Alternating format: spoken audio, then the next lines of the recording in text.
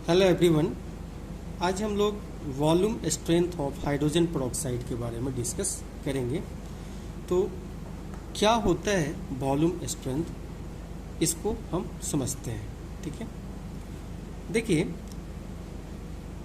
अगर आप volume strength का डेफिनेशंस देखेंगे तो हम लोग इसको डिफाइन कर सकते हैं कि volume of O2 gas at STP liberated on decomposition of 1 liter of H2O2।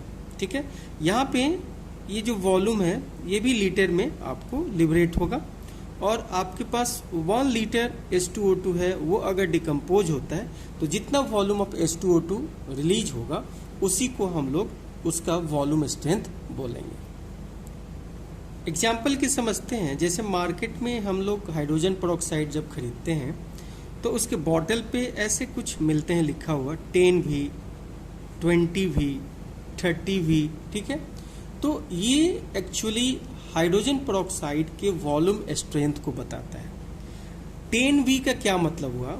ठीक है, अगर आपके पास 10V है, 10V का मतलब हुआ कि 10 litre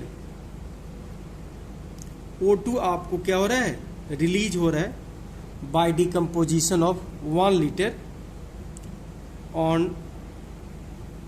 decomposition of 1 liter of H2O2। ठीक है, उसी तरीके से अगर आपको 20V बोला जाए तो इसका भी ये मतलब होगा कि 20 लीटर आपका O2 क्या हो रहा है, रिलीज हो रहा है डिकम्पोजिशन ऑफ क्या, 1 लीटर ऑफ H2O2।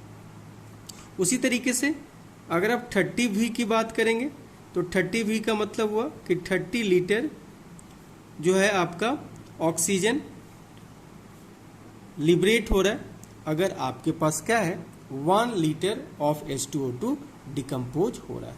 इसका क्या मतलब हुआ? इसका मतलब हुआ कि वॉल्यूम स्ट्रेंथ, ठीक है, वॉल्यूम स्ट्रेंथ को हम लोग लिख सकते हैं, वॉल्यूम स्ट्रेंथ ऑफ H2O2 को लिख सकते हैं कि O2,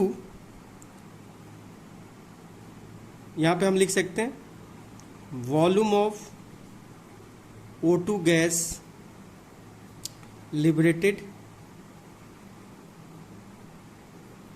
eight STP divided by, हम लोग इसको लिख सकते हैं वॉल्यूम ऑफ H2O2। ठीक है, तो हमेशा हमें ध्यान रखना है कि हमें 1 लीटर पे कैलकुलेशन करना है। यानी आप यहाँ पे जब इसकी वैल्यू को क्या लिख देंगे, इसकी वैल्यू को अगर हम 1 लिख देंगे तो हमारा वॉल्यूम स्ट्रेंथ जो होगा, ये वॉल्यूम स्ट्रेंथ हमारा क्या हो जाएगा, ये हो जाएगा volume of O2 gas liberated at STP। ठीक है, यानी जो ऑक्सीजन गैस लिबरेट होता है किस पे, 1 लीटर H2O2 के डिकम्पोजिशन पे, वही उसका क्या हो जाता है, वॉल्यूम स्ट्रेंथ होता है। यहाँ पे एक चीज आपको याद रखना होगा कि जो वैलेंसी फैक्टर होता है किसका, H2O2 का, वो कितना होता है, 2 होता है। ठीक है, तो वैलेंसी फैक्टर 2 होता है, तो हम लोग इसका इक्विवेलेंट वेट निकालेंगे, वहां पे इसका काम आएगा। अब देखिए ये बेसिकली टूटता कैसे है। ठीक है, तो देखिए आपका जो H2O2 है, अगर ये ब्रेक होता है तो ये देता है H2O प्लस हाफ O2। तो देखिए अगर हम यहां से रिलेशन निकालना चाहें नॉर्मलिटी और वॉल्यूम स्ट्रेंथ में, तो कैसे हम लोग निकालते हैं, देखिए, तो एक लॉ हम लोग पढ़े हैं फ्रॉम लॉ ऑफ इक्विवेलेंस और लॉ ऑफ इक्विवेलेंस क्या बोलता है कि जो हमारा ग्राम इक्विवेलेंट किसी भी रिएक्शन में अगर ग्राम इक्विवेलेंट ऑफ O2 जो आएगा वो इक्वल होगा किसके, ग्राम इक्विवेलेंट ऑफ H2O2 का। ठीक है, अब देखिए ग्राम इक्विवेलेंट को अगर हम लिखना चाहें, ठीक है, अगर हम लिखे ग्राम इक्विवेलेंट ऑफ O2 लिखना चाहें तो हमने एक फॉर्मूला पढ़ा था मोल इनटू एन फैक्टर। अगर मैं O2 का लिख रहा हूं तो एन फैक्टर ऑफ क्या लेना पड़ेगा, O2 लेना पड़ेगा। ठीक है, अब देखिए मोल कैसे निकालते हैं। तो यहाँ पे अगर मान लेते हैं कि वॉल्यूम स्ट्रेंथ हमारा V है, यानी V लीटर उसका रिलीज हो रहा है, तो यहाँ पे लिखेंगे V लीटर डिवाइडेड बाई 22.4। किसी भी गैस का अगर वॉल्यूम निकालना होता है तो वॉल्यूम उसका दिया रहेगा STP पे, डिवाइडेड बाई 22.4 करेंगे।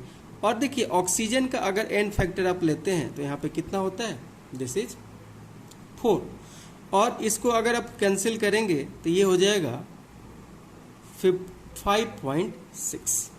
यानी आप देख पा रहे हैं इसी को हम लोग क्या बोल रहे हैं, इसी को हम लोग बोल रहे हैं ग्राम इक्विवेलेंट ऑफ H2O2।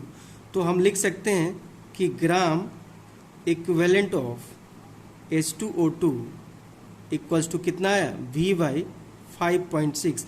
और देखिए ग्राम इक्विवेलेंट को हम लोग क्या लिखते हैं, normality into volume of solution in litre. तो इसको हम लोग लिख सकते हैं V बाई 5.6। अब यहाँ पे देखिए वॉल्यूम जो है हमने कितना लिया है, 1 लीटर लिया है। तो जब हम वॉल्यूम 1 लीटर यहाँ रख देंगे तो आपका फॉर्मूला हो जाएगा normality equals to volume strength, यहाँ ये O2 का वॉल्यूम रहेगा, वॉल्यूम स्ट्रेंथ डिवाइडेड बाई 5.6। तो देखिए हमारे पास एक फॉर्मूला निकल गया, नॉर्मलिटी और वॉल्यूम स्ट्रेंथ में हमारा एक फॉर्मूला आ गया कि जो वॉल्यूम स्ट्रेंथ होगा वो होगा नॉर्मलिटी इनटू 5.6।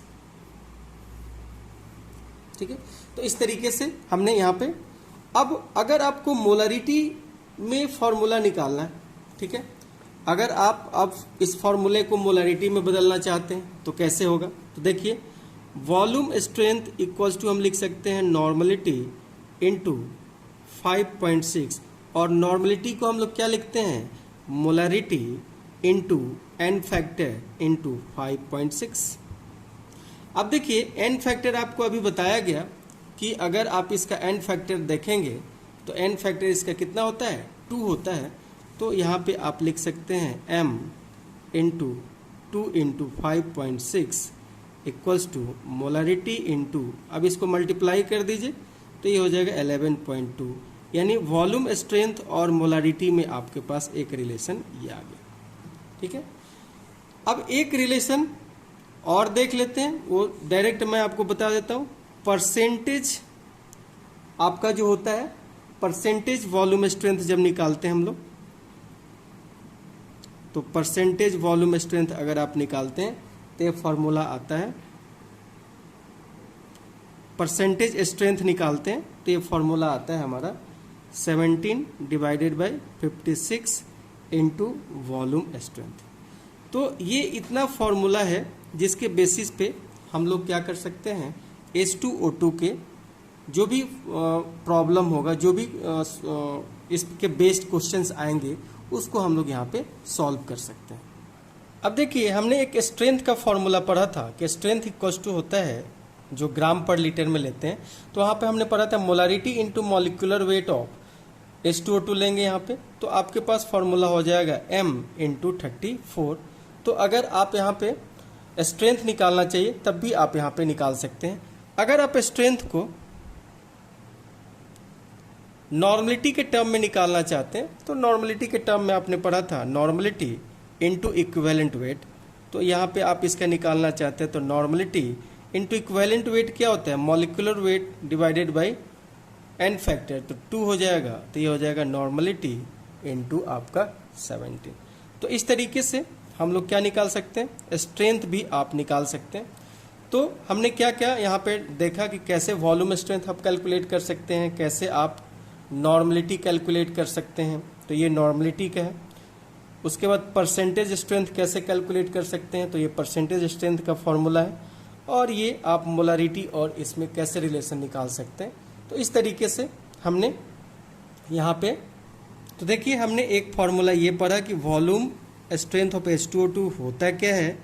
तो वॉल्यूम स्ट्रेंथ ऑफ H2O2 होता है कि कितना O2 गैस आपका लिबरेट हो रहा है।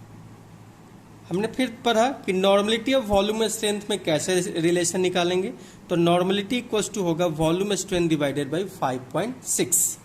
उसी तरीके से अगर हम मोलारिटी की बात करेंगे तो मोलारिटी इक्वल्स टू आपका क्या हो जाएगा, वॉल्यूम स्ट्रेंथ डिवाइडेड बाई 34।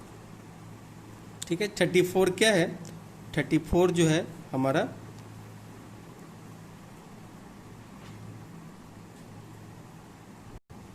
ये हमारा होगा 11.2। ठीक है, ये याद रखेंगे, दिस इज 11.2। तो मोलारिटी निकालने के लिए वॉल्यूम स्ट्रेंथ में डिवाइड कर देंगे हम किससे, 11.2 से। फिर हमने निकाला कि परसेंटेज आप स्ट्रेंथ कैसे निकालेंगे। तो देखिए परसेंटेज स्ट्रेंथ निकालने के लिए एक फॉर्मूला है 17 divided by 56 into volume strength. तो ये हमारा एक फॉर्मूला हो गया। ठीक है, उसके बाद हमने आपको स्ट्रेंथ निकाल के देखा। तो स्ट्रेंथ हमने मोलारिटी के टर्म में भी देखा और स्ट्रेंथ ग्राम पर लीटर में होता है। तो मोलारिटी के टर्म में ये वैल्यू आया m into 34। 34 is the molecular mass of H2O2। और नॉर्मलिटी के टर्म में हमने देखा तो नॉर्मलिटी के टर्म में आया n इंटू 17, जहाँ पे 17 क्या है, इक्विवेलेंट वेट ऑफ H2O2 है। तो इतने फॉर्मूले का यूज हम लोग करेंगे आप H2O2 के कैलकुलेशन